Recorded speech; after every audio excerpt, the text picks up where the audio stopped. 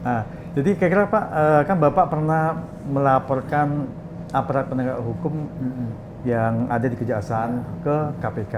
Nah, ini apa latar belakang Bapak melakukan hal ini? Jadi kita di bulan Juni 2024 ya, itu melaporkan dugaan adanya tindakan penyalahgunaan kewenangan di Kejaksaan Agung. Itu terkait dengan lelang satu paket saham PT Gunung Bara Utama. Itu kan sitaan dalam perkara Jiwasraya ya. Waktu disita digembar-gemborkan oleh kejaksaan bahwa yang disita itu nilainya hampir 11 triliun. Tetapi ketika dilelang hanya 1,9 triliun. Nah, yang lelang ini apakah yang penegak hukum yang Bapak laporkan atau ada mungkin di bagian lain yang melakukan lelang? Jadi yang lelang itu adalah pusat pengelolaan aset, ya, pusat pengelolaan aset. Nah, PPA di Kejaksaan PPA Agung. di Kejaksaan Agung. Akan tetapi kita mempunyai juga informasi sumber dan bukti ada diduga bahwa ini pusat pengelolaan aset ini berhubungan dengan kewenangan di Jampitsus, ya. Makanya kita laporkan. Tapi PPA kan ada ketuanya yang setara dengan Jam ya, atau apa posisinya? Enggak, waktu itu belum, ya. Waktu itu masih. Apakah PPA di bawah Jampitsus masa Bapak? Tidak. Oh, tidak. Ya, tidak. Jadi PPA itu sendiri, ya. Tetapi ini kan adalah lelang yang dibawa kewenangan waktu itu disita kan 11 triliun. Harusnya ini dicegah. Tidak boleh dong dilelang 1,9. Ya. Karena ini untuk pemulihan kerugian negara dari perkara Jiwasraya. Bukannya biasanya kalau yang setahu itu saya selaku pengusaha juga, kalau ada aset yang disita oleh bank misalnya contohnya, itu waktu mau dilelang tuh oleh KPKNL itu ada appraisal biasanya. Nah, kan biasanya dinilai dulu oleh appraisal. Jadi di appraisal dari informasi yang kami dapat 3,4 M. T maksudnya? Oh, 3,4 T, 3,4 T ya di appraisal. Itu ya. Nah, ternyata berapa kali itu tidak laku, dijual dengan 1,9. Kemudian indikasi lain, perusahaan yang membeli ini perusahaan yang baru didirikan kurang dari 1 tahun, 3 bulan apa 4 bulan, ya itu ya. Kemudian ada informasi bahwa perusahaan ini didirikan ini, kita bedah profil daripada direkturnya segala macam, ini boneka, ya, kita bedah profilnya. Kemudian appraisal tersebut kan yang meminta itu kan PPA ya, PPA. Harus yang membayar appraisalnya kan adalah PPA, ini diduga bukan. Siapa yang membayar itu? Adalah ya. Swastanya atau KPKNL? Biasanya pihak lelang bukan. Lelang. Ini dilelangnya tidak oleh KPKNL, langsung oleh PPA. Langsung PPA. Ya. Dia punya kewenangan. Nah, itu dibayar oleh pihak lain. Nah, kita Bapak waktu itu mendapatkan ada indikasi seperti itu, ada bukti barangkali Bapak? Ada. Bapak ada buktinya. Kita sampaikan ke KPK. Jadi begitu.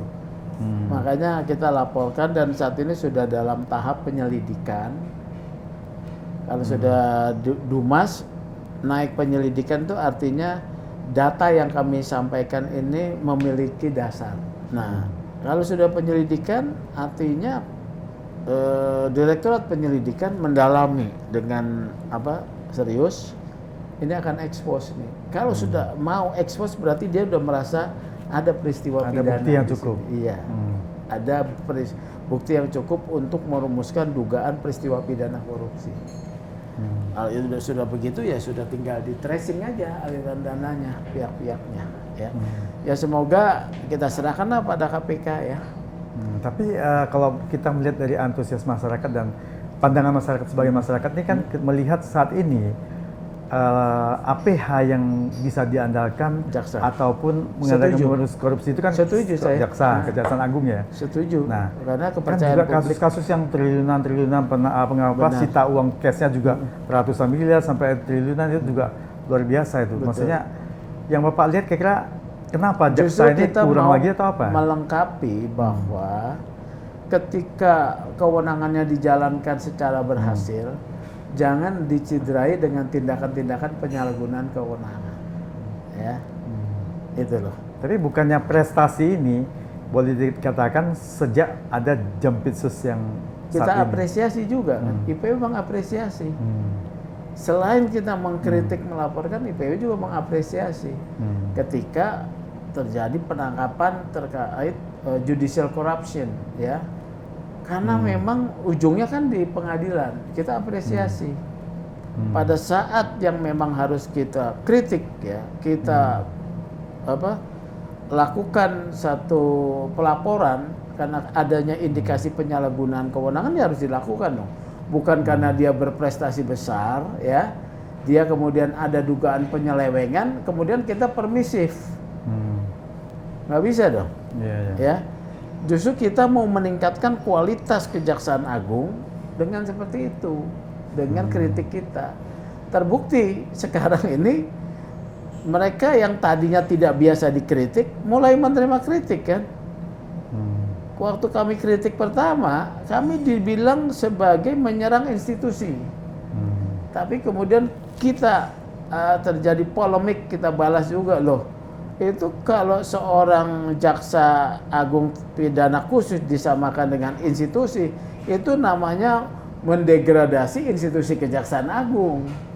Karena Kejaksaan Agung adalah institusi, sementara Jampitsus yang dijabat oleh seseorang itu masanya waktunya terbatas.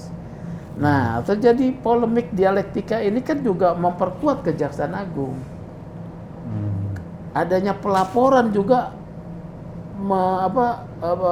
polemik ini juga membuat mereka makin profesional.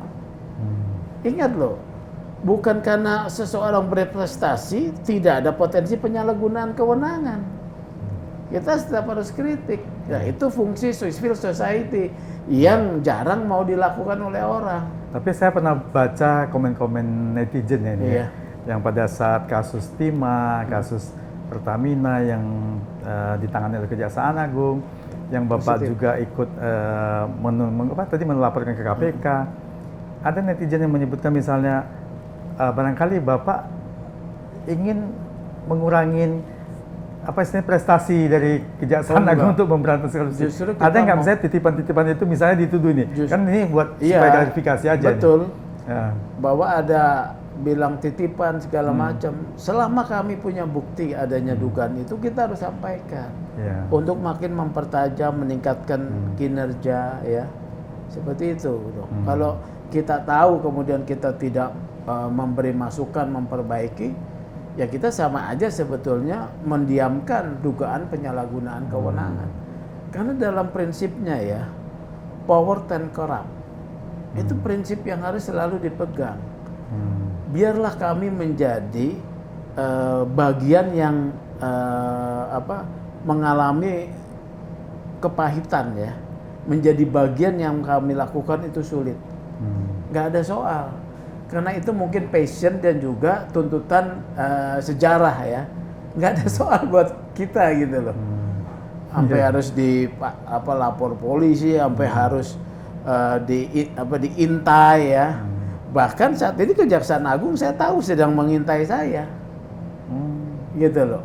Saya sudah dapat informasi salah seorang tersangka dalam perkara yang saya tidak pernah tahu, tapi karena adanya pengkritisan dari IPW gitu, tersangka itu ditanya, ada kenal dengan Sugeng, Anda pernah berurusan dengan Ketua IPW Sugeng Teguh Santoso, ya kan? Terus beliau jawabnya? Ya dia tidak tahu, dia memang kenal. Dia kan menangani kasus minyak tuh. Saya nggak pernah tahu kasus minyak goreng tuh, ya, yang obstruction of justice, ya. Itu. Kita juga mengkritisi obstruction of justice. Kok orang media, ya, dijadikan tersangka obstruction of justice? Karena dikritisi oleh banyak pihak termasuk IPW, akhirnya kan ditangguhkan penahanan. Oh, yang inisial J Tian. Kalau yang J itu kan pengacara tuh, ya. J itu yang ditanya hubungan dengan saya. Kebetulan dia memang saya kenal, tapi saya nggak pernah berurusan.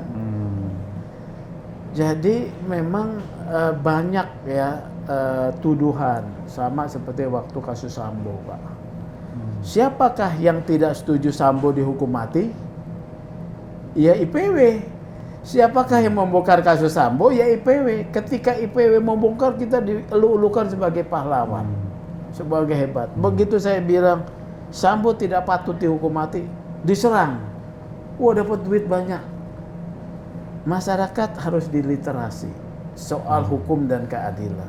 Sebenarnya ada juga yang beranggapan gini, korupsi sekarang kan makin banyak yang ditangkap nih. Katanya dulunya sudah ada, cuman dulunya nggak ketangkap, lebih banyak ketangkap sekarang ini. Ada nggak kemungkinan begitu? Atau memang korupsinya bertambah banyak ya menurut Bapak? Korupsi, ya kalau menurut saya korupsinya makin masif ya. Makin masif ya? Karena pada satu masa di pemerintahan Pak Jokowi, masa kedua itu ada satu, menurut saya melihat bahwa permisif terhadap tindakan-tindakan yang sifatnya koruptif.